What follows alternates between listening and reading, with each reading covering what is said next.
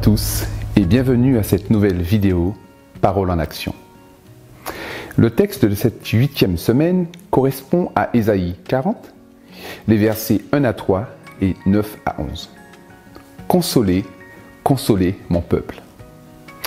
Quel beau message de délivrance, d'espérance et d'engagement se dégage de cette portion de texte.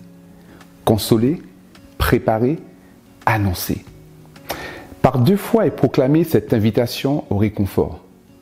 Consoler, consoler. 2 impératifs car ce sont 2 bonnes nouvelles. Mais avant tout un petit rappel. Nous sommes au terme des conquêtes de Cyrus, roi de Perse. En effet, par l'édit qui porte son nom, en 538 avant Jésus-Christ, est autorisé, voire facilité, le retour chez elle des populations déportées à Babylone, dont les Judéens. C'est la première bonne nouvelle. Oui, pour le peuple de Dieu, exilé, resté à Babylone ou en partance désormais vers la Palestine. La période de combat est terminée. Les douleurs ont cessé. Le passé est révolu. Un nouveau chemin s'ouvre. Alléluia. Quel message de consolation et d'espérance après tant d'années de souffrance et d'humiliation. Enfin, Israël pourra-t-il reconstruire le temple et adorer le vrai Dieu en toute liberté? La deuxième bonne nouvelle, c'est ce message qui s'échappe de la bouche du prophète Isaïe. Délivré, consolé, réhabilité, le peuple peut sereinement annoncer, accueillir la venue du Messie, le Sauveur du monde.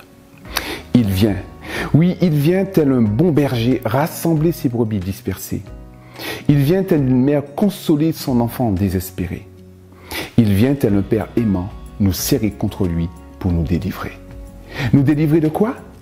Des échecs, frustration, tristesse, solitude, désespoir, confusion, mort. Oui, il vient avec puissance apporter la paix et la guérison du cœur. La force et la joie de vivre. La parole de vie, source de lumière à celui qui vit simplement. Viens Seigneur Jésus. Ce merveilleux message de tendresse et de consolation que vous étudierez pendant quelques jours, une fois que vous aurez expérimenté auprès de notre consolateur par excellence, le Saint-Esprit, nous vous encourageons à le répandre au sein de notre société souffrante.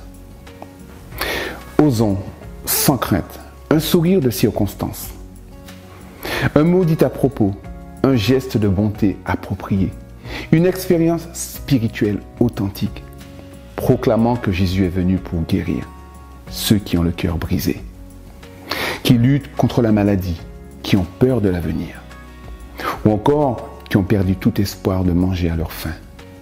Car comme autrefois, il délivre et libère, tout en ouvrant un chemin nouveau. Quelle bonne nouvelle! Amen.